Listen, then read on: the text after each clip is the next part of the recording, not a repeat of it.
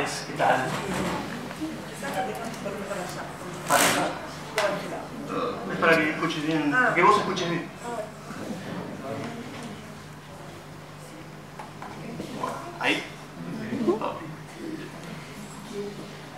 Bueno, antes que nada quisiera agradecer a Jorge Bravo, obviamente, Mercedes Romero y Mónica Tizone por la invitación. Agradecer a todos ustedes por ser parte de un espacio donde podemos compartir ideas, compartir conocimientos, encontrarnos, que es la idea de todo esto, en definitiva. No más allá de que parecía ser que va a ser una conferencia y esas cosas, la idea básica es que podamos compartir nuestras miradas, nuestras distintas miradas sobre algunas de las temáticas que por ahí nos atraviesan.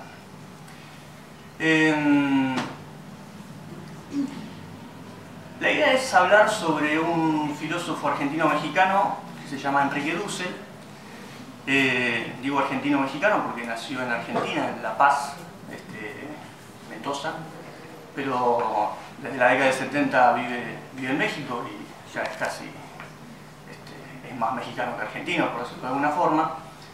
Pero más allá de lo que yo pueda decir, me gustaría saber si tienen alguna idea de quién es Enrique Dussel, si han leído algo de Enrique Dussel y si saben algo del tipo de filosofía en la cual se inscribe él, que es la filosofía de la liberación. ¿Alguien tiene alguna idea? Nada. O sea que yo podría decir cualquier barbaridad y ustedes me van a decir todo que sí. Bien.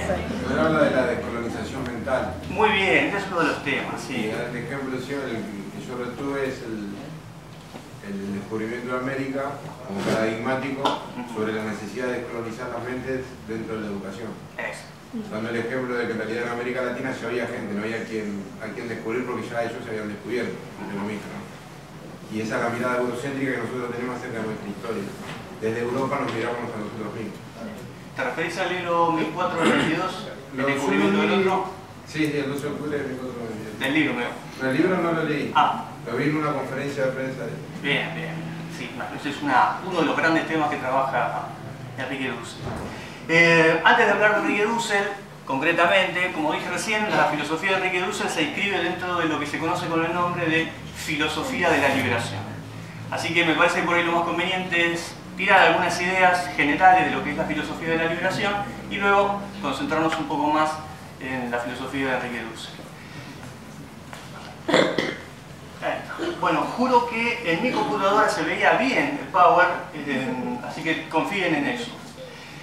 La filosofía de la liberación, en principio, si tuviésemos que ubicarla temporalmente, podríamos hablar más o menos de los años, desde 1969 hasta 1976, que son los años en los cuales surge la filosofía de la liberación, se desarrolla, se consolida y después empieza un momento de dispersión de la filosofía de la liberación, dispersión que se da fundamentalmente por la persecución que recibió, como dije, 1976 es el año, no que termina, ¿no? Pero que empieza otra etapa en lo que es la filosofía de la liberación. Son años complejos, no me voy a poner a analizar el contexto en el cual surge la filosofía de la liberación, pero piensen que estamos desde el 69 hasta el 76, años complejos a nivel mundial, años complejos a nivel regional y años complejos a nivel local. Una de las cosas que sí quiero que quede presente es que, entre otras cosas, en esos años ocurre, bueno, primero que está se espera de alguna u otra forma el regreso de General Perón. Son años en los que, por ejemplo, gana Cámpora, en los que regresa Perón a la presidencia, muerte de Perón. Son los años en que, bueno, asume Isabelita y la AAA, persecución de la AAA hacia cualquiera que manifieste algún tipo de disidencia. Acá empieza la persecución, por ejemplo, de algunos de los miembros de la filosofía de la liberación, entre ellos, por ejemplo, Enrique Dussel, que le meten una bomba en la casa. Dicho sea de paso, hay una anécdota que Enrique Dussel suele contar, que es que cuando le meten la bomba en la casa, él está regresando a su casa y ve que sus libros están dispersos por la calle. Y entonces, revisando los libros que había, toma uno y era la Apología de Sócrates. Ese día él tenía que dar una clase. y dio la clase. La clase en realidad se convirtió en una especie de ponencia, que obviamente la temática cambió, ya no iba a ser esa temática que iba a dar en principio. Decidió dar la conferencia, la clase, digamos, o la ponencia, a partir de la apología de Sócrates. Y lo que hizo en esa conferencia, una conferencia que está, la pueden conseguir, lo que hace Enrique Dussel es establecer un paralelismo entre lo que le ocurrió a Sócrates y la persecución y la muerte de Sócrates en un contexto determinado y su propia vida, ¿no? Y sobre todo ese momento en el cual él sufre este atentado. Es una gran conferencia, los invito a que la lean. Más allá del contexto, que es importante obviamente, pero no me puedo detener en él, sí hay ciertas cosas que de alguna manera crearon un clima ideológico que de una u otra forma permitieron el surgimiento de esto que es la filosofía de la liberación. No es que lo causaron, claro, no podemos hablar en términos de causa cuando hablamos de historia, pero sí pensar en un clima que favoreció la aparición de esto que es la filosofía de la liberación. Carlos Beortegui, que es un estudioso del tema, va a hablar de algunas matrices ideológicas. Yo rescaté algunas. La primera matriz es la económica. La matriz económica fundamentalmente se refiere a lo que se conoce con el nombre de teoría o teorías de la dependencia. ¿Alguien tiene alguna idea de qué son las teorías de la dependencia? ¿El trabajo? ¿Cómo? ¿El trabajo? A ver, ¿a qué te referís? O sea, depender del trabajo para poder subsistir. No, pero de allá para acá, a la gente. No es un análisis tan individual. Es una... sí. Tiene que ver capaz un poco más con la cuestión de la dependencia económica del país con respecto a capitales extranjeros. Exactamente, va por ese lado. Hasta ese momento lo que... a la hora de analizar la situación latinoamericana, había una mirada, lo que podemos llamar una teoría desarrollista, que tiene que ver con pensar la situación latinoamericana en términos de subdesarrollo. Un concepto que hasta hoy en día muchas veces utilizamos. Es decir, hay países desarrollados y hay países subdesarrollados. La idea básica sería que esos países subdesarrollados, si aplicaran determinadas medidas, que son las medidas que aplicaron los países desarrollados, en un momento llegarían a ser países desarrollados, ¿no? Pero como que el subdesarrollo sería un camino que lleva al desarrollo.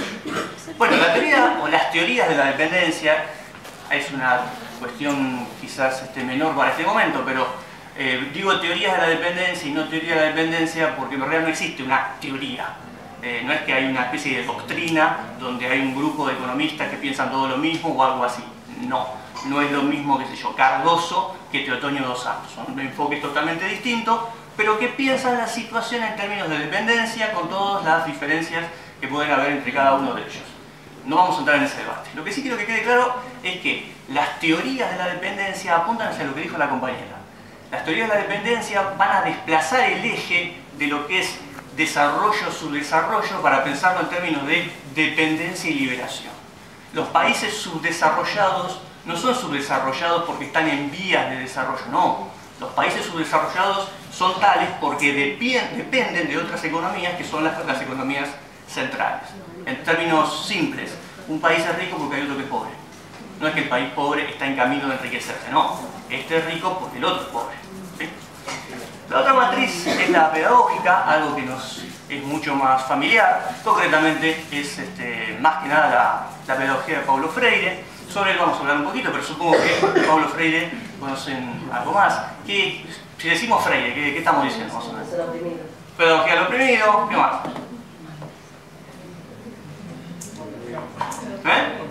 Oprimido, bien. Ahí está, tenemos un libro, ¿no? Cartas a quien pretende enseñar. ¿Saben cuál es el nombre original de Cartas a quien pretende enseñar? No. Maestra no tía. Ahí está, maestra sí, tía no. Muy bien. ¿Te acordás por qué se llama así? Porque creo que tía le dicen a las maestras ahí en Brasil, y entonces quiere romper el vínculo de que se vea a la maestra como un pariente, sino que le quiere dar el rol que es un puesto de trabajo. Exacto. Porque ¿qué cosas nunca haría una tía, así como nosotros decimos, qué cosa nunca haría una madre o una segunda madre que es la maestra? ¿Qué cosa no hace nunca una tía con Y no haría nada para dañar al nene, al sobrino, por ejemplo, Ajá. hablamos de tía acá. Entonces dice que le quita ese espacio, por ejemplo, de lucha a la maestra o de autoridad. Sí, de autoridad y de pensar nuestra tarea como docentes justamente como un trabajo, con ciertos derechos, y que es parte de nuestra tarea la lucha por lograr nuestros derechos, por defender nuestros derechos, porque una tía, una madre, ¿no? Esta cuestión media romanticona, una madre que ve que el techo de la casa se cae, que tiene un sueldo que es una porquería, que está todo mal y no importa, una verdadera madre nunca abandona a sus hijos, entonces hay que hacer una marcha para cambiar esto, hay que hacer una huelga, no, porque la madre nunca abandona a sus hijos, mientras tanto te explotan. Obviamente que la concepción de la maestra como una segunda madre o como una tía es una concepción que favorece a las clases dominantes, obviamente. ¿Sí? Si uno está convencido de que hay una cosa llamada vocación y que es casi una cuestión instintiva y que lo único que importa es eso y nada más, entonces no tengo que hacer un corte en la calle, no tengo que reclamar, me tengo que bancar mi sueldo, que es una porquería. Bien, es genial. Por eso, maestra sí, tía no. Como acá ese título no se entendía, lo cambiaron y pusieron cartas a quien pretende enseñar. Que es el subtítulo, de hecho, del libro original. Después tenemos una matriz teológica, concretamente la teología de la liberación. ¿Alguien sabe algo sobre la teología de la liberación? Algo, cualquier cosa, algún nombre que suene por ahí. Nada. Bueno, la teología de la liberación, así simplificando un montón, todo es una gran simplificación, lo que tengo que hacer que quede claro, sobre todo hablando de Enrique Dussel, que les adelanto que es un tipo que escribió 50 libros y 500 artículos. Por lo tanto, hay que simplificar. La teología de la liberación, en líneas generales, tiene que ver con una manera particular de interpretar el Evangelio, que, entre otras cosas, implica una opción preferencial por los pobres. Por lo tanto, a ver, se comprende que la situación de pobreza es una situación creada bajo ciertas condiciones, bajo ciertas estructuras sociales y económicas, fundamentalmente. Entonces la cuestión es que si tenemos que estar con los pobres, no por valorar el pobre y mantener al pobre como un sujeto que debe existir para siempre, obviamente, no se trata de eso, sino de lo que se trata es de luchar para que no existan las condiciones bajo las cuales pueda haber pobres. Entonces, un verdadero cristiano es aquel que lucha para transformar esas condiciones que hacen que exista la pobreza. Bueno, la teología de la liberación va en ese camino. Fíjense que es algo bastante distinto a lo que vemos en algunos curas, por decirlo de manera simple. Enrique Dussel, por ejemplo, además, entre otras cosas, es teólogo y ha desarrollado algunos de los puntos de la teología de la liberación. Y la última matriz que yo voy a destacar es la matriz filosófica. ¿Qué es lo que ocurrió más o menos en esos años? Estamos hablando concretamente de 1968, un filósofo peruano llamado Augusto Salazar Bondi. ¿Alguien tiene idea quién es Augusto Salazar Bondi? ¿Les suena? No. Bueno, es mi tío. Mentira, no es mi tío. ¿Cómo? Bueno, Augusto Salazar Bondi en 1968 escribió un libro llamado ¿Existe una filosofía en nuestra América? ¿Existe una filosofía en nuestra América? Obviamente el trabajo, que es un trabajo excepcional, les recomiendo que lo lean, se hace esa pregunta, se hace la pregunta que está en el título: ¿existe una filosofía en nuestra América? En líneas generales la respuesta que da es no, no existe una filosofía original, novedosa en América Latina. ¿Por qué no existe una filosofía original en América Latina? Porque América Latina es un subcontinente que ha sido históricamente dominado. Y ese dominio que se ha dado a nivel económico, social, también aparece a nivel cultural. Por lo tanto, históricamente lo que hemos hecho es reproducir, o mejor dicho, imitar las modas filosóficas de los países centrales. Es una visión un poco pesimista, pero es un gran análisis para tener en cuenta. Es cierto que también él plantea que, dada esa situación, entonces tendríamos que hacer una filosofía que se cuestione ese hecho, ¿no? De acá mucho de la filosofía de la liberación va a tener que ver con eso. A esto le responde otro filósofo, en este caso es un filósofo mexicano llamado Leopoldo Sea. ¿Leopoldo Sea le suena por él? ¿Hay alguien de historia? Sí, pero ¿No te suena? Bueno, la gente, yo les recomiendo a la gente de historia que si quiere estudiar sobre, digamos, la historia del pensamiento en América Latina, lea a Leopoldo Sea. Leopoldo Sea con Z, hasta ahí. Sea, con Z. Es un gran historiador de las ideas, un gran historiador. Si les interesa, por ejemplo, el positivismo, sobre todo el positivismo en México, bueno, su tesis, creo que su tesis de doctorado, no estoy seguro, es sobre el positivismo en México. Y bueno, pero más allá del positivismo en México, tiene un montón de obras que giran en torno al pensamiento latinoamericano. La cuestión es que sale el libro de Leopoldo Sea, de Augusto Salazar Bondy. ¿Qué hace Leopoldo Sea? Le responde con un libro que se llama La filosofía americana como filosofía sin más. ¿Qué dice Leopoldo Sea?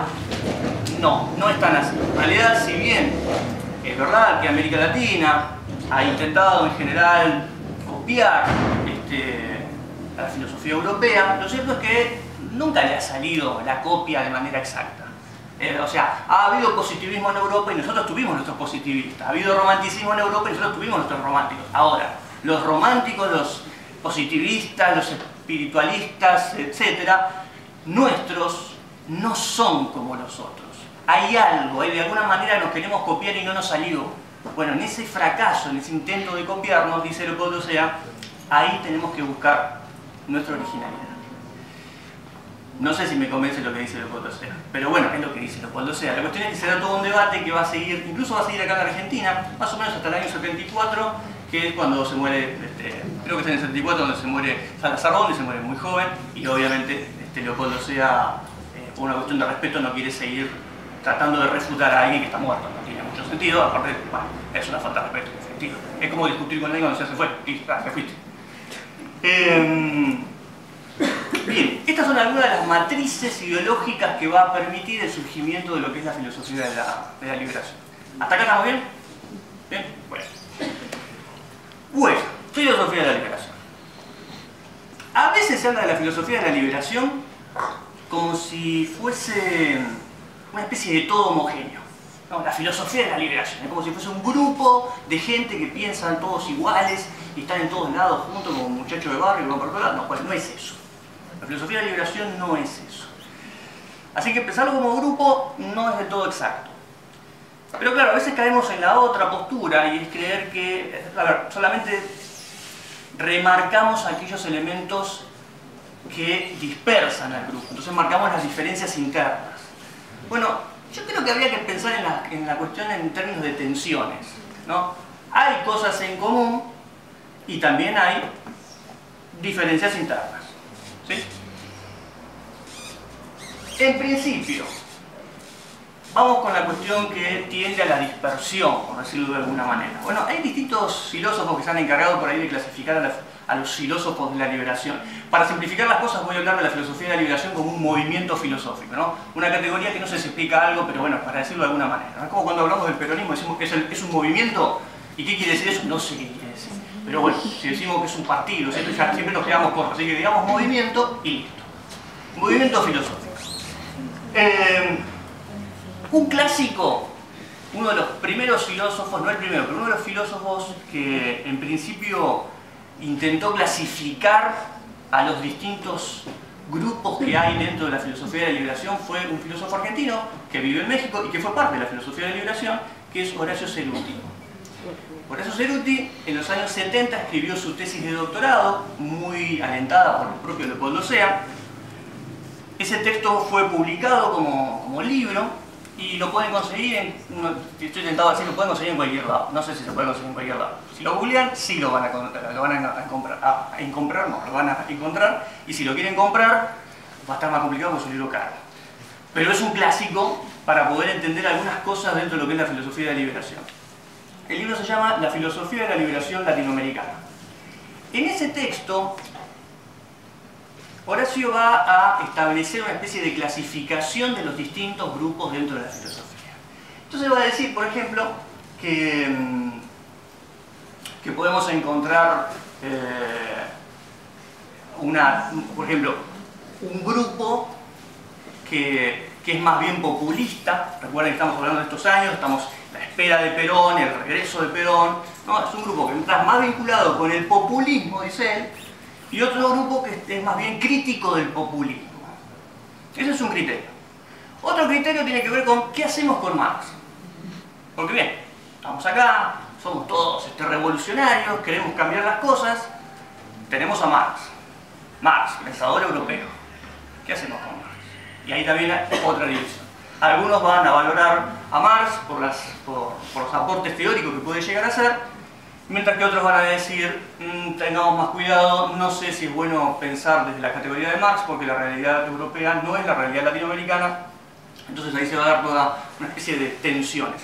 Para que tengan una idea, en los años 70, Dussel es bastante crítico de Marx, pero a partir de la segunda mitad de los 70, sobre todo en los 80, va a hacer una relectura de la obra completa de Marx y va a hacer una valoración absolutamente positiva.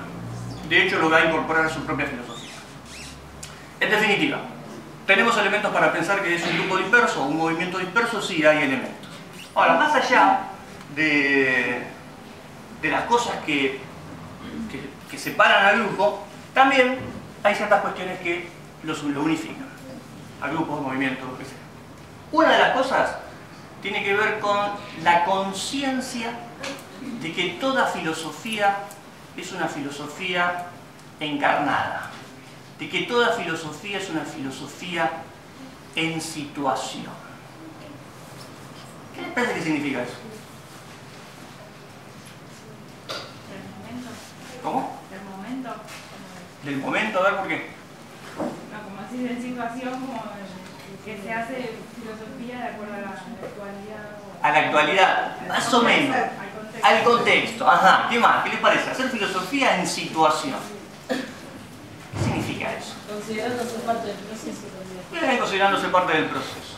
La cuestión es que se descarta esta idea de que hacer filosofía tiene que ver con una cuestión que es a sobrevuelo de la historia, por encima del mundo, por encima del contexto, por encima de la materialidad del mundo. No, dicen. Estos tipos van a decir, filosofía es hacer filosofía en el mundo, en una situación determinada. Y nuestra situación es una situación de dependencia. Por lo tanto, nosotros vamos a hacer filosofía bajo estas condiciones de explotación y de dependencia respecto a otros países que son los países centrales. Esa es la primera cuestión. Segunda cuestión. Bien, tomamos conciencia de que hacemos filosofía desde nuestra situación de opresión. ¿Para qué? Para transformarla. O sea, acá es una cuestión que tiene que ver con el compromiso. Esto es una cuestión muy sarriana, ¿no? Hacer filosofía comprometida. Dada que nuestras situaciones de dependencia, nosotros, los filósofos, dicen ellos, no podemos mirar para otro lado. Nosotros tenemos que hacer un tipo de filosofía que intente transformar esta realidad de injusticia que vivimos. Con las herramientas que tengamos, como se pueda. Pero la idea es que la filosofía tiene que aportar al proceso de transformación. ¿Se entiende todo? Bien. Tercera cuestión. ¿Quién es el sujeto de la liberación? ¿Quién es el sujeto que va a llevar adelante la transformación? Bueno, el protagonista fundamental es la víctima. Quien tiene que llevar adelante esto es el oprimido. Esto es muy freudiano también. El oprimido es quien tiene que llevar adelante el proceso de liberación. Acá hay una discusión interna, como dije, algunos aceptan a Marx, otros no los aceptan. Entonces unos van a decir, bueno, el sujeto del filosofar, el que va a llevar adelante la transformación, unos van a decir la clase proletaria. Y otros van a decir, no, es muy marxista, che. Hablemos del pueblo. Claro que los van a acusar de decir, bueno, ¿y qué es el pueblo? ¿No? Claro, la clase proletaria, dirían los otros. Bueno, es una gran discusión con la cual no me voy a meter, pero tengan en cuenta esto. Cuando un sector dijo el sujeto protagonista de la transformación es el pueblo, otros les dijeron, bueno, pero ¿qué es el pueblo? Y entonces hay muchos textos donde se trata de definir qué es el pueblo. Es más, hasta hoy en día, si ustedes leen, hacen todo el recorrido, de hecho, de la obra de Dussel, él está todo el tiempo tratando de definir qué es el pueblo. ¿Sí? Bueno, no es tan sencillo. ¿Qué es el pueblo? Porque queda bien, ¿no? Hay que luchar por el pueblo, bien. ¿Y qué es el pueblo? ¿Somos todos el pueblo? Ahora, claro, ¿somos todos el pueblo? ¿Sí? O sea, sería el pueblo los que viven y los que aportan al pueblo, ¿no? A ver, no entendí. O sea, serían los que aportan a su lugar, o sea, su hogar, su vivienda, y los que viven cerca de todos los que forman el pueblo. Bien. Es una cuestión más geográfica, me parece. Ajá. ¿Qué más? ¿Qué les parece que es el pueblo? Todo. Todo. Desde la visión historiográfica, por ejemplo, la discusión es más quién es ese sujeto histórico revolucionario. Ajá. Marx claramente va a decir el proletariado europeo industrial.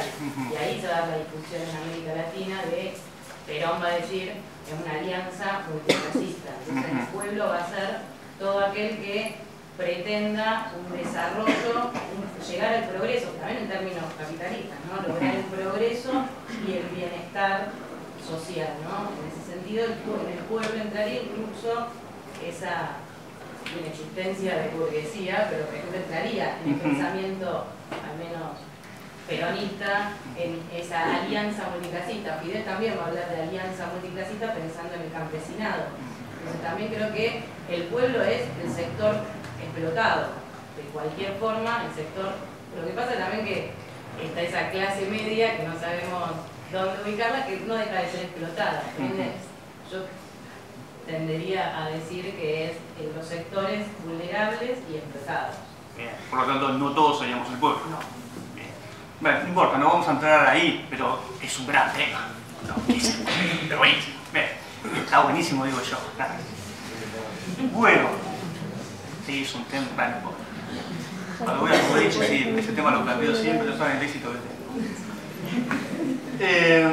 Zapata lo vio mejor que todo, creo. Zapata vio todo. Zapata lo vio antes que Lenin. No me voy a meter ahí. Son muchos paneles, está buenísimo esto. Bueno, y después, más allá de estas cuestiones, también hay ciertos temas que unifican de alguna manera el grupo, que tiene que ver con, bueno, lo primero que van a decir es la cuestión de hacer una nueva forma de hacer filosofía, ¿no? Una nueva forma de filosofar, ¿no? Porque la forma tradicional con la que se ha hecho filosofía nos ha llevado muchas veces a esta situación.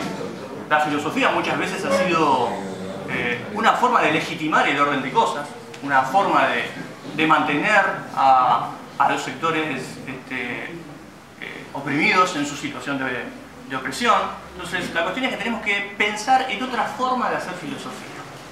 Y ahí debatirán cuál está. Pero que exista el planteo, está. La otra cuestión tiene que ver con el método.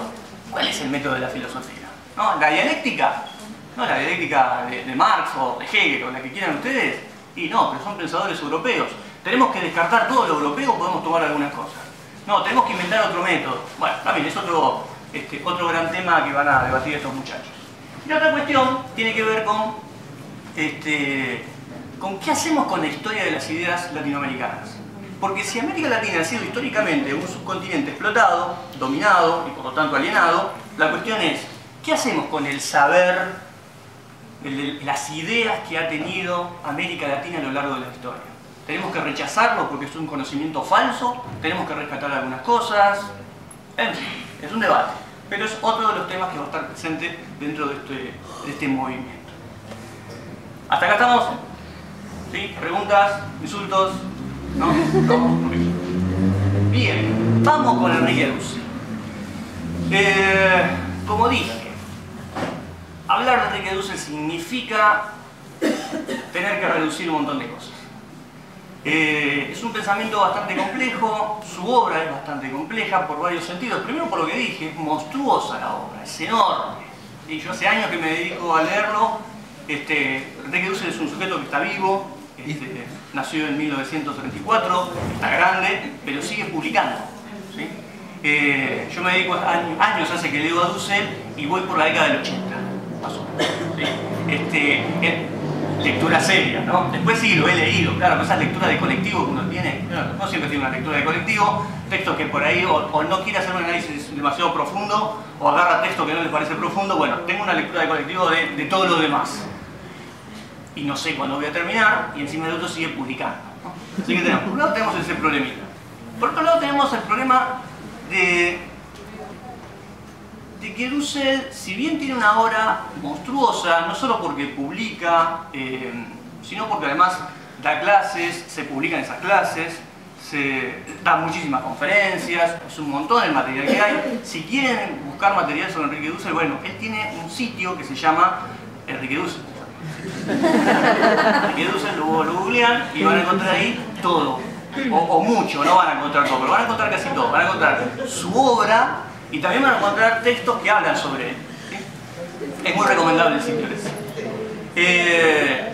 Otro problema que tiene Dussel es que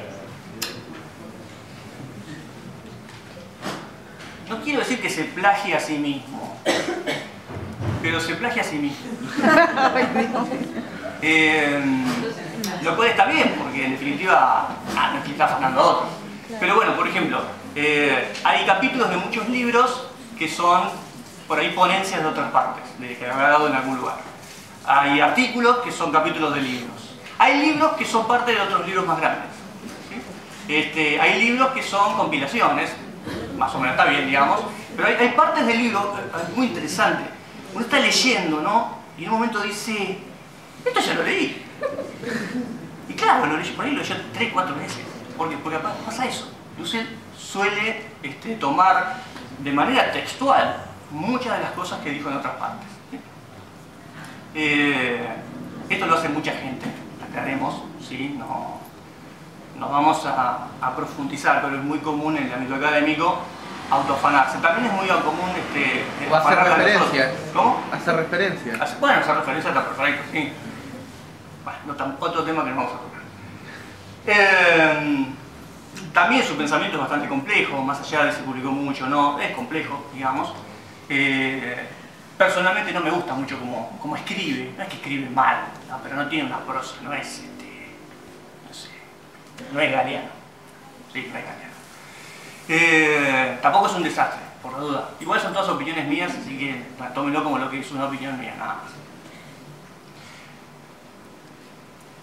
Vamos con algunas ideas de Enrique Dussel, simplificando, como dije. Más allá de que toda la primera parte es más bien filosófica, por decirlo de alguna manera, yo los invito a que piensen todo lo que voy a decir en términos pedagógicos.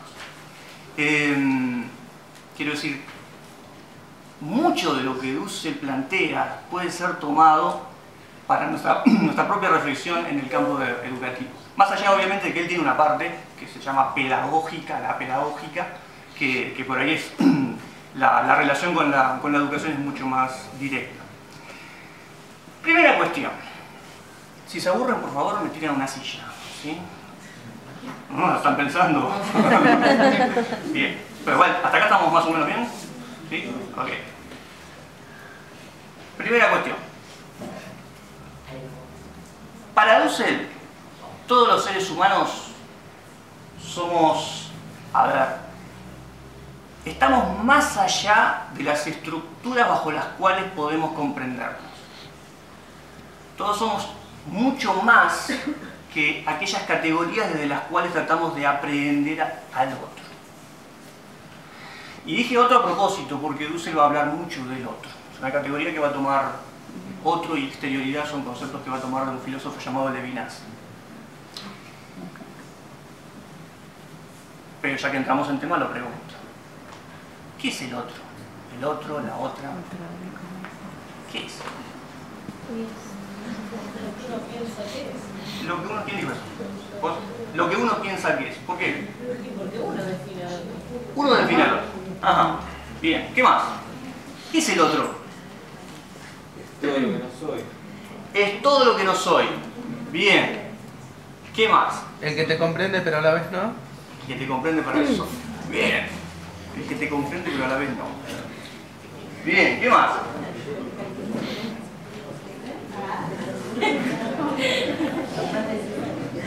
No estoy preguntando porque estoy buscando la respuesta correcta, claro, ¿sí? La idea es pensar. ¿Qué es el otro? El otro, la otra, el otro. El que te completa. ¿Cómo? El que te completa. El que te completa. El que te completa, pero no. El que te completa pero no, pero el que te completa. Bien. Bueno, entonces estaría totalmente en contra de todo lo que dice. Es genial, yo creo que cuando cuando pensamos en el otro, muchas veces retomando la temática de Jorge, la cuestión del amor, ¿no? Qué bueno cuando uno está con su pareja, ¿no? Y le dice, vos me complementás. Sos mi media naranja. Sos mi media naranja. Es buenísima esa. ¿No? Sos mi media naranja. Me complementás. Sos mi alma gemela. Ah, esa también es muy platónica esa. Porque fíjense, ¿no? ¿Cuál es el problema de pensarnos en esos términos? Está muy completo. ¿Cómo? No se piensa incompleto. Se piensa incompleto. No, y no solo se piensa incompleto, sino que además piensa al otro en función de una totalidad. La totalidad es nuestra totalidad. Pensamos al otro, pero no como otro. Cuando decimos el otro es mi media naranja, el otro es quien me complementa, el otro es mi alma gemela, el otro desapareció. Y uno como otro también desapareció. Porque si el otro es el otro, no necesita que alguien lo complete, no necesita estructuras de pensamiento desde las cuales lo voy a pensar, categorías desde las cuales voy a tratar de comprenderlo, porque justamente por eso es otro. En el momento en que yo realmente lo comprendo, es decir, logro que ese sujeto encaje, ya no es el otro. Por lo tanto, la próxima vez que le digan sos mi media naranja, sos mi complemento, mi alma gemela, sepárense.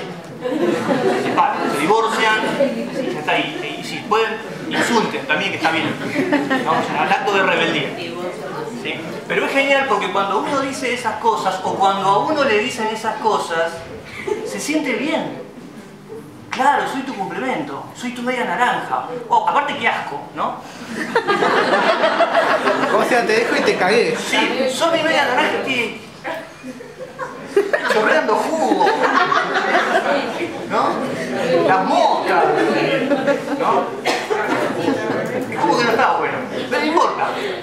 Por alguna extraña razón nos sentimos bien cuando decimos esas cosas. Bien, la invitación de Dussel, y esto es muy levinasiano, tiene que ver con entender que el otro va más allá de esa estructura desde la cual uno trata de pensar al otro. Siempre estamos más allá. El otro siempre está más allá. Digo otro, digo otra, hoy diríamos otre, pero sobre todo decimos víctima. Y esto tiene que ver con, estoy hablando de dos periodos del pensamiento de Dussel. A partir de la década del 90 dirá el otro, en realidad es la víctima. El otro tiene como categoría fundamental el hecho de que es una exterioridad. Digamos, por decirlo de alguna manera, lo va a decir que es una metáfora espacial, Dussel, en un momento. Pero una propiedad que tiene el otro es que el otro está en la exterioridad de mi totalidad. Es decir, dentro de los esquemas que yo trato de pensar la realidad, el otro, la víctima, está más allá de eso. Está por fuera. No puedo nunca tratar de comprenderlo del todo. No puedo. Justamente porque lo que lo define a ese otro es esa otredad, esa exterioridad. ¿Hasta acá? ¿Bien? ¿Sí? Yo como que me quedo ahí pensando en el término este de víctima. ¿Qué sentido víctima? Es una víctima de la totalidad. Es una víctima porque justamente no te dejo ser a vos. Porque te trato de... convertir en mí. Exacto, te quiero convertir en mí. ¿Sí? ¿Víctima de quién? De la totalidad. ¿Y quién lo dice a eso? Bueno, es buenísimo. ¿Saben quién lo dice? Eso lo dice, bueno, primero lo dice Dussel, pero más allá de Dussel, lo dice la víctima. Y esto es fundamental. Está bien, pero víctima, el concepto de víctima, Sí. digo, porque víctima en el sentido de alguien que sufre un perjuicio, Sí. algo. Ahora, en este sentido de víctima, como pensar al otro como su rol en el mundo, estar en el mundo como una víctima. Sí. Esa conceptualización de víctima, ¿cuál sería? Te lo tiro como un ejemplo. Si pensamos que la totalidad, por ejemplo, es, no sé, el orden económico, la víctima claramente es el sujeto desplazado, el explotado, el marginado. ¿Sí? Ese sujeto que no entra dentro del sistema, que no lo podemos meter dentro del sistema, y si lo metemos es para explotarlo. Ese sujeto es la víctima. ¿Sí? Sería como el oprimido de Freire, la víctima de Dussel. Sí, exacto. Es el oprimido y también es el excluido. De hecho, en el concepto de pueblo de Enrique Dussel es el bloque social de los oprimidos y excluidos. ¿Sí? Esto que dijeron es genial. Si la víctima, el otro, está en la exterioridad de la totalidad, entonces la víctima, el otro, la otra, tienen algo que decir. Porque dentro de la totalidad todos decimos lo mismo. Dentro de la totalidad lo que se hace es reproducir la totalidad. Pero quien está padeciendo la totalidad, quien padece el sistema económico, tiene algo para decir. Y su palabra, ¿sabe qué es? Es denuncia. La palabra de la víctima es denuncia. Es impugnación del orden existente. Esa es la palabra del otro. Por lo tanto, el único camino que tengo para poder darme cuenta objetivamente de cómo funciona la totalidad es a partir de la mirada de la víctima.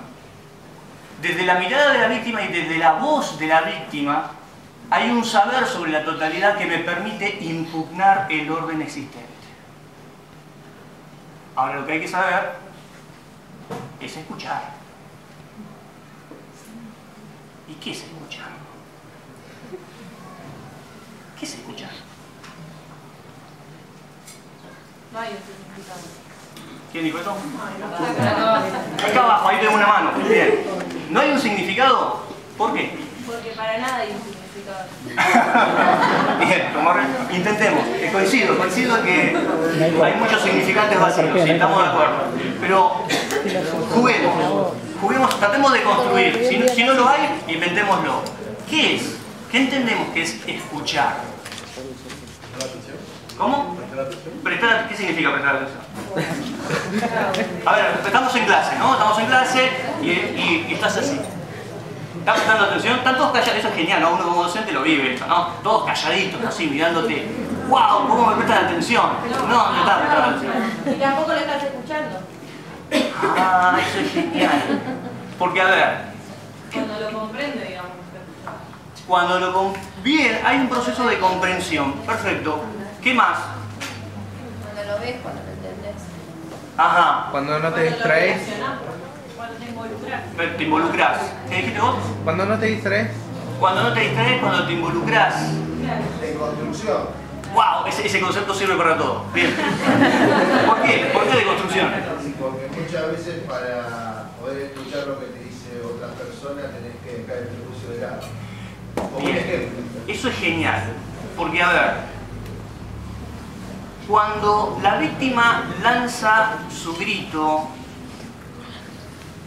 yo puedo hacer como que presto atención. Cuando la víctima dice lo suyo, yo puedo hacer como que escucho. Pero muchas veces lo que hago en realidad es tomar a la víctima... Como poder. ¿Cómo? Como poder. A ver, ¿por qué? Sí, porque tomás todo eso para poder decidir vos. Entonces también corrompes su exterioridad. Exacto. Lo único que hago con eso, es tomo el otro, a la víctima, y lo incorporo a mi sistema, a mi totalidad.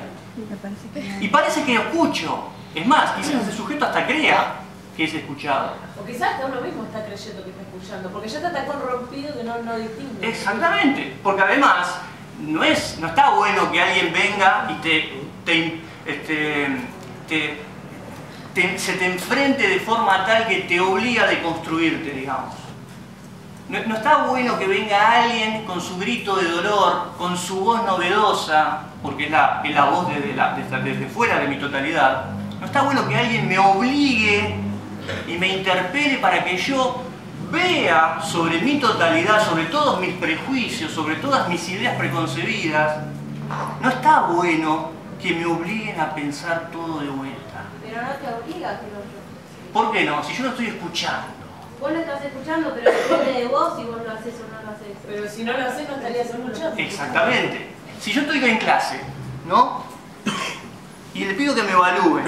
Supongamos que somos todos muy honestos y realmente pierden ese temor que existe y sobre el cual habría que charlar muchísimo, que es, primero, el temor del docente a ser evaluado realmente, ¿eh? No, de preguntar, ay, ¿qué tal? ¿Cómo le gusta la clase? Sí, total nadie va a decir nada, que si no, no me aprueba más, obviamente. Bueno, supongamos que se dé eso, ¿no? Que realmente podamos evaluarnos y esas cosas. Y ustedes dicen, ¿sabe qué, profe? Usted es un desastre como docente. Usted es un desastre. No se le entiende nada cuando explica, es un maleducado, no prepara las clases y se queda dormido, no importa. Yo puedo hacer dos cosas fundamentalmente. Opción A, escucho de verdad. Escuchar de verdad, ¿qué implicaría? Exacto, trato de no quedarme dormido, no faltar el respeto, estudiar un poco de didáctica para ver si soy un poco más claro. Pero también existe otra posibilidad, la posibilidad de decir, vos no entendés nada. ¿A mí me vas a decir? Yo hace años que soy docente. Hace años. ¿Sabes los títulos que tengo? Mirá los títulos que tengo. ¿Vos me venís a decir a mí que yo soy un mal docente? Bien. Una actitud... Bien, no voy a hacer nada. Pero lo que voy es, ese sujeto lo que hace es mantener su totalidad. Mantiene su totalidad. Entonces, claro, es obvio que es muy comprensible no querer escuchar al otro de verdad. Porque la voz del otro implica la posibilidad de darme cuenta de que mi totalidad lo vuelve víctima. Ese sujeto es una víctima. Y no soy ni siquiera capaz de reconocerlo como víctima, como otro. No, me justifico. ¿Quién sos vos? ¿Quién sos vos? Somos geniales los docentes. De verdad somos geniales, no por esto, tampoco quiero caer en generalización. Bien, hasta acá estamos. Por lo tanto, si la víctima es quien tiene la posibilidad de decir algo nuevo, algo diferente respecto a la totalidad, una totalidad que tiende a repetirse, tiende a autolegitimarse, tiende a volver todo lo mismo, ¿no? Ese es un concepto muy... que utiliza mucho Dussel, ¿no? Volver todo lo mismo. Lo que es diferente lo incorporo y lo vuelvo lo mismo que la totalidad. ¿Qué tengo que hacer? Bueno, saber escuchar. En este sentido, hay la posibilidad de escuchar, Dussel lo va a llamar conciencia ética. Una conciencia ética. Porque es una posición ética. No tiene que ver con una cuestión de sorderas. Es una posición ética. La víctima me está diciendo algo. La víctima me está diciendo que es víctima. Bueno, yo me juego por el otro. Me juego a punto tal que soy capaz de modificar mi totalidad. Por lo tanto, la posibilidad de cambio de la totalidad, ¿de dónde viene? Fundamentalmente. ¿De dónde viene? Del otro.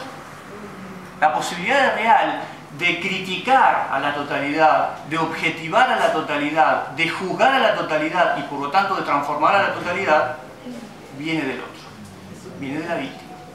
Alguien que debe ser imparcial. ¿Qué quiere decir eso? O sea, mirar las dos caras de la moneda y decir cuál elegir. ¿Qué piensan sobre eso?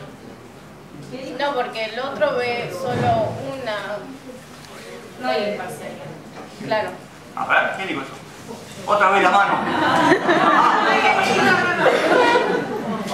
Es que uno toma posicionamiento por una parte o por la otra. Ajá. Y si no sos parcial, o sea, no tomas posición por ninguno, ya sabemos que estás de un lado. Porque es muy simple, vos tenés posición A, la totalidad. Posición B, la víctima. Ah, yo lo elijo. ¿Qué va a pasar con la víctima? Va a seguir siendo víctima. pero del lado del opresor. No, y, o sea, Desde la perspectiva, claro, obviamente. Siempre del lado del opresor. Sí, pero ojo, la cuestión es que por ahí el opresor soy yo. O yo soy parte de esa totalidad opresiva. No, eso ya sería un poquito. Sí, no, pero sí, pero pero vos estás no. eligiendo ese posicionamiento también. ¿Cómo? Porque si vos decís, no, bueno, yo no me pongo al lado de ninguno, estás siendo parte de la opresión. Bueno, esto es muy freudiano. ¿Estás del lado del opresor o estás del lado del oprimido? Si no elegís, estás del lado del opresor. ¿Sí? Escuchar la voz del otro, vamos por acá. Y acá está esta cuestión que ya se asemeja un poco más a la cuestión pedagógica. Ya igual se habrán dado cuenta que todo esto nos interpela bastante como docentes, ¿no? Me parece. La cuestión es que el maestro, el filósofo, el político, para ser tal, primero tiene que saber escuchar. Y eso significa que primero tiene que aprender a ser discípulo. Para ser un verdadero maestro en la construcción de una nueva totalidad, de una totalidad donde ese sujeto no sea víctima, lo primero que hay que hacer es escuchar a la víctima. Aprender de la víctima. Entender a la víctima. Es decir, ser discípulo. ¿Y de esa manera va a dejar de ser víctima el otro? Es un primer paso. Pero también puede convertirse en opresor, la víctima. Sí, es bueno la interiorización de la conciencia del opresor, diría Freire. Sí, pero si yo realmente escucho, porque ahora, la víctima es capaz de impugnar la totalidad. Mire la totalidad y dice, esto no está funcionando bien. Por lo tanto, ¿qué hay que hacer? Destruir esa totalidad, que no tenga víctima. Pero si yo no miro la totalidad desde la víctima, y la miro, por ejemplo, desde el lado de un sujeto que, ahí está, de un sujeto que es víctima, pero todavía ni siquiera se dio cuenta que es víctima. Ese sujeto que es víctima y que ni siquiera se dio cuenta que es víctima, no va a querer terminar con la totalidad. Lo único que va a querer hacer es estar arriba. Y ahí ocurre eso. Pero nunca va a haber víctimas. ¿Cómo? Nunca no va a haber víctimas. Bien, eso es lo que dice Dussel exactamente. Es una cuestión de masa, donde uno contra otro, o sea, Tiene que haber algunos que manden. Ah, bueno, eso no lo diría. Sí, a ver. Es una realidad. Vale, a mi entender, es una realidad que hay gente que explota a otros, para mí sí. Ahora, la cuestión es, ¿se puede construir otro orden? Bueno, sí, todo orden es finito. Todo orden se puede destruir y se puede construir otro orden. Ahora, más allá de que uno pueda construir un nuevo orden a partir de la escucha atenta de la víctima, es decir, construir un orden en el cual no exista esa víctima, Dussel sí estaría de acuerdo con lo último que dijiste. Todo orden es imperfecto. Todo orden es imperfecto. Y por lo tanto, como todo orden es imperfecto, todo orden genera víctimas. Uno podría decir, ¿es muy pesimista? Yo diría, es muy realista. ¿Qué es un orden perfecto? ¿Cómo construir un orden humano, porque estamos hablando de un orden humano, donde no exista alguien que de una u otra forma padezca? O sea, estás diciendo también que el caos es perfecto. También. No dije porque eso, dijiste, o sea, si decís que el orden es imperfecto, el caos sería perfecto. no, eso no. No creo. ¿Por qué? O sea, se contradice eso un poco. Pasa que de caos no estamos hablando. Lo que sí es cierto, según Dussel, es que todo orden es imperfecto. Eso no significa que el orden sea perfecto. O sea, la negación de una cosa no significa la afirmación de la otra. Y que todo orden sea imperfecto no significa que entonces ningún orden es perfecto. Bueno, que ese es caos. Ahí tenemos otro tema. No me voy a meter ahí. Pero bueno, no sé si pensar que el caos es... Es una forma de orden también, pero sí, también va a tener. podría ser. No sé, ahí no se metió Dussel y yo tampoco me metí. Pero sí, en la forma que nos ordenemos, siempre va a haber alguien que padezca ese orden. ¿Hasta acá estamos? Es lo que dice Dussel, si no, después van y lo insultan vía Facebook, que tiene un Facebook de hecho. Bueno, hasta acá más o menos. ¿Sí? Listo, vamos con lo otro. Bueno, todo esto que acabo de decir, si bien ya de por sí está bastante vinculado con la cuestión pedagógica, tiene ciertos niveles de concreción. En los años 70 va a utilizar algunas categorías para mostrar cómo se concreta todo esto, estas categorías que acabamos de esbozar. Va a hablar de 4 niveles de concreción. Un nivel de concreción es la erótica, ¿no? Este es un tema que trabaja en los años 70 más que nada. En algún sentido es un adelantado entre comillas, todo entre comillas, porque no es que no se habló antes de todo esto. Lo que tiene que ver, a ver, no sé cómo decir esto sin enojarme yo, porque cada vez que lo recuerdo me enojo con el propio Dussel, pero bueno. Hay una reflexión dusseliana respecto a cuestiones que hoy están muy vinculadas con el feminismo, con cuestiones de género, etc. Si bien va a decir un montón de cosas que tienen que ver con la liberación de la mujer, en función de muchas de las cosas que dijimos recién, también es verdad que el posicionamiento de Dussel en esto es muy cuestionable. No me voy a meter ahí, porque no es el tema de la charla, pero si pueden en algún momento buscar información sobre lo que dice Dussel sobre la liberación de la mujer, búsquenlo, sobre todo si se quieren indignar un poco, bueno, lean. Otro nivel de concreción es la pedagógica, sobre la cual vamos a hablar ahora y sobre la cual ya hablamos un poquito.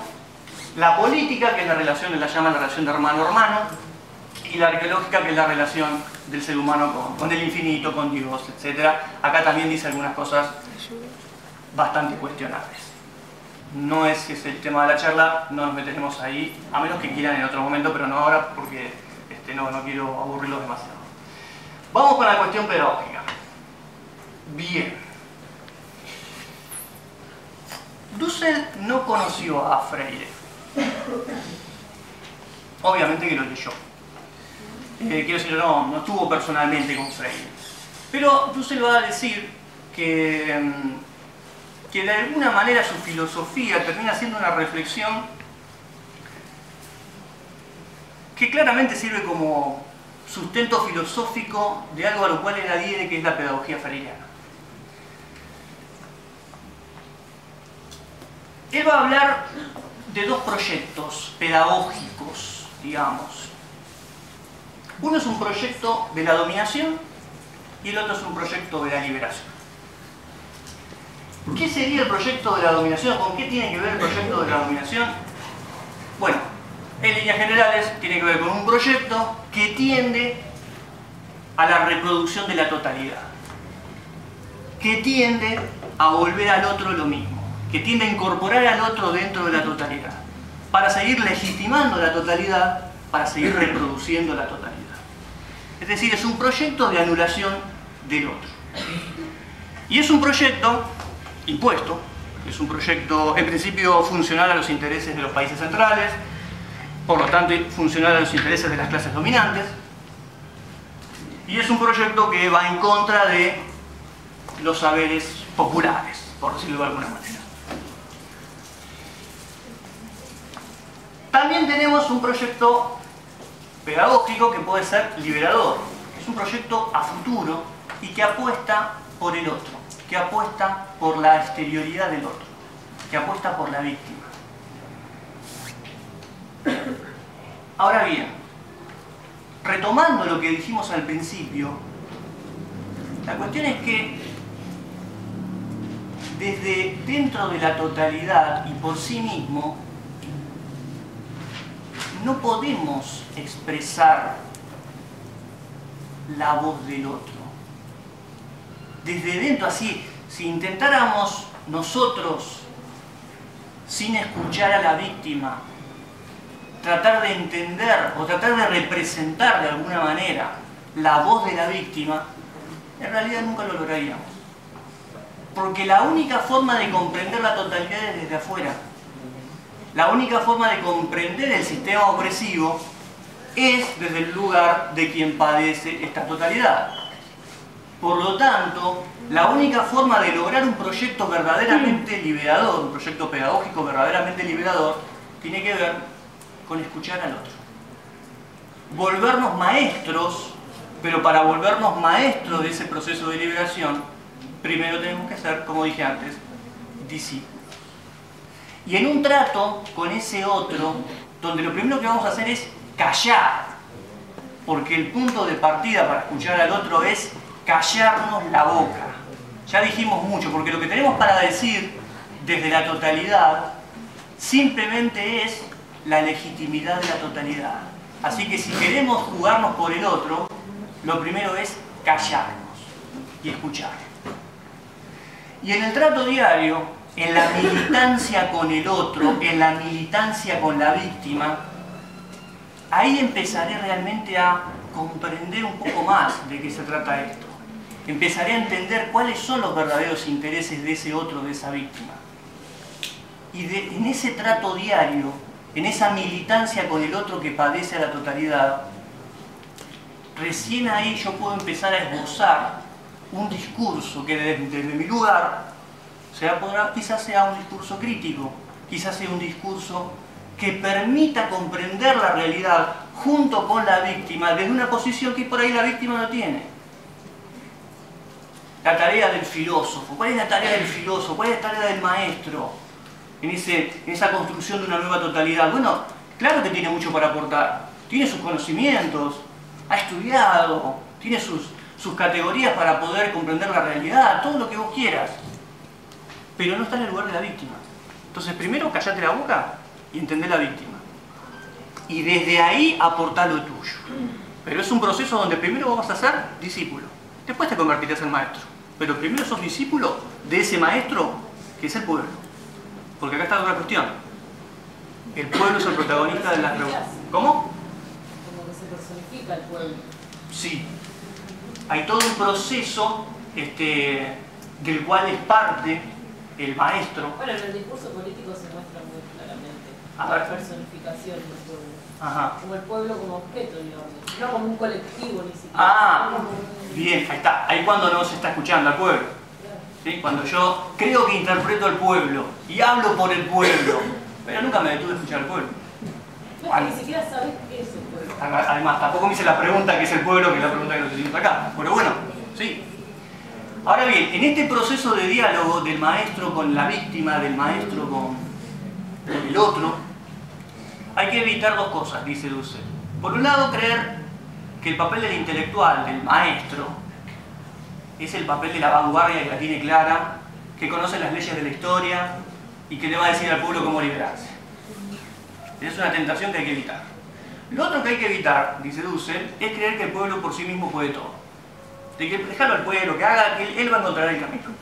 De que él mismo va a encontrar la vía de acceso a la liberación. Él dice, no. En realidad el maestro tiene su función. El maestro en términos metafóricos, en términos amplios, por decirlo de alguna manera. El maestro tiene que entrar en diálogo. El maestro surge como uno más, pero en un momento se pone a escuchar. Y en esa escucha empieza a aprender. Y aprendiendo empieza a saber qué decir. Y en ese proceso dialógico que se da entre el maestro y la víctima, en ese proceso se van construyendo los sujetos que en un futuro van a poder transformar la totalidad. ¿Para qué? Para construir una totalidad que también generará víctimas. Que ya no será esa víctima primero. Pero como somos imperfectos, como todo orden en algún sentido falla, alguien será una víctima. Y por lo tanto, ¿qué hay que hacer? Empezar a escuchar de vuelta. Eso sí. Es una espiral. Bien. ¿Pregunta? ¿Entiende más o menos? Sácalo. No. ¿Cómo estamos con tiempo? ¿Y hasta qué hora tenemos tiempo? ¿O ya se fue el tiempo? ¿O qué? ¿Cómo estamos? ¿Cómo estamos? No sé, hasta ahora estamos... ¿Sí? ¿Se quedan 15 minutos? No. ¿No? Pero no voy a hablar yo. ¿Sí? ¿Se bancan 15 minutos o ya quieren revolverme la silla? No, estamos bien. ¿Estamos? Bueno, les voy a pedir algo. Quiero que trabajemos con estas dos consignas. Quiero que con la gente que tienen alrededor, así, grupitos de 4, 5, no mucho más, quiero que piensen, primero si creen que si si coinciden con Dussel en que todo sistema produce víctimas, en que toda totalidad produce víctimas, ¿no? Si están de acuerdo, seguimos. Si no, bueno, ¿por qué? La segunda cuestión, que es la que más me interesa, tiene que ver con pensarnos a nosotros como docentes y docentes en formación. Y ver si ustedes creen que dentro del ámbito educativo se generan víctimas. Bueno, de hecho, si están de acuerdo con Dussel, Dussel dirá, sí, evidentemente hay víctimas. Quiero saber, a criterio de ustedes, ¿quiénes son las víctimas? Y segundo, si ustedes mismos se han sentido víctimas y si han sentido que realmente los han escuchado. ¿Se entiende esto? Charlen un poquito entre ustedes pensando en estas consignas. Por ahí, si están de acuerdo con la segunda, charlen un ratito y ahora hacemos una pequeña puesta en común. ¿Les parece? ¿Sí? Con ese libro, cómo él se vio obligado, por ejemplo, a cambiar su forma de escribir. Se fue la compañera. ¿Leyeron Pedagogía del Oprimido? Bien. ¿Recuerdan la definición de educación que da Freire? ¿Qué es la educación? ¿Se acuerdan? ¿La qué? La educación. ¿Se acuerdan? Es una definición clásica. Dice, la educación es un encuentro entre los hombres mediatizados por el mundo a fin de transformarlo, más o menos. Claro, esto lo escribió a fines de los 60. Agarraron los distintos grupos feministas, leyeron el libro y dijeron, está todo muy bien, Freire. Los hombres y las mujeres. Entonces ahí Freire dijo, soy medio pelotudo. Con todo respeto, Freire no habrá dicho eso. Entonces a partir de ese momento, Freire se dio cuenta que había un sector que estaba siendo invisibilizado en su forma de escribir. Y a partir de ese momento uno encuentra al otro Freire, que por ahí es el más conocido, cuando habla de alumnos y alumnas, profesores y profesoras, ¿no? Que no sé si cuando uno empieza a familiarizarse con Freire por ahí te choca. ¿Por qué todo el tiempo? Hoy te quedaría corto Freire, ¿no? Porque sería muy binario, pero no importa, bueno, es un paso adelante. Esas son algunas de las cosas que cuenta Freire en este libro. En este libro cuenta una anécdota, como dije, muy conocida, muy probablemente les resulte reiterativo, porque más de un docente seguramente les leyó la anécdota, que tiene que ver con un encuentro de Freire con un grupo de campesinos. Freire da una charla a un grupo de campesinos y empiezan a charlar. Empiezan a hablar, debate, todos preguntan, todos opinan, un gran lío, todos participando de ese diálogo. Y en un momento, silencio absoluto. Entonces Freire no entendía nada. Entonces preguntó, ¿qué pasó? Entonces se levanta un campesino y le dice, perdón doctor, perdón. Usted vino acá muy amablemente a dar una charla. Usted, que es el que sabe, vino a dar una charla a nosotros que no sabemos nada. Y resulta que los que están hablando somos nosotros. Usted es el que tenía que hablar y nosotros teníamos que permanecer en silencio. Sin embargo, somos nosotros los que estamos hablando. Y eso está mal, porque usted es el doctor. Así que le pedimos disculpas. Por favor, prosiga con su ponencia. Entonces, Freire, al darse cuenta de eso, dice lo siguiente. Muy bien, dije en respuesta a la intervención del campesino. Acepto que yo sé y ustedes no saben.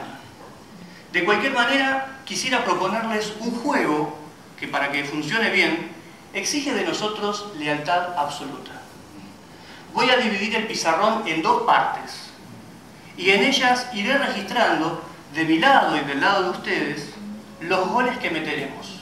Yo contra ustedes y ustedes contra mí. El juego consiste en que cada uno le pregunte algo al otro. Si el interrogado no sabe responder, es gol de que preguntó. Voy a empezar por hacerles una pregunta. En ese punto, precisamente porque había asumido el momento del grupo, el clima era más vivo que al empezar. antes del silencio. Primera pregunta. ¿Qué significa la mayéutica socrática? Carcajadas generales y yo registré mi primer gol. Ahora les toca a ustedes hacerme una pregunta a mí. Dije, hubo unos murmullos y uno de ellos lanzó la pregunta. ¿Qué es la curva de nivel? No supe responder y registré 1-1. ¿Cuál es la importancia de Hegel en el pensamiento de Marx? 2-1. ¿Para qué sirve el calado del suelo? 2-2. ¿Qué es un verbo intransitivo? 3-2. ¿Qué relación hay entre la curva de nivel y la erosión? 3-3. ¿Qué significa epistemología? 4-3. ¿Qué es abono verde? 4-4. Y así sucesivamente hasta que llegamos a 10-10. Al despedirme de ellos hice una sugerencia. Piensen en lo que ocurrió aquí esta tarde. Ustedes empezaron discutiendo muy bien conmigo. En cierto momento se quedaron en silencio y dijeron que solo yo podía hablar porque solo yo sabía y ustedes no. Hicimos un juego sobre saberes y empatamos 10-10. Yo sabía 10 cosas que ustedes no sabían y ustedes sabían 10 cosas que yo no sabía. Piensen en eso. Pensemos en eso. Que tengan una buena tarde.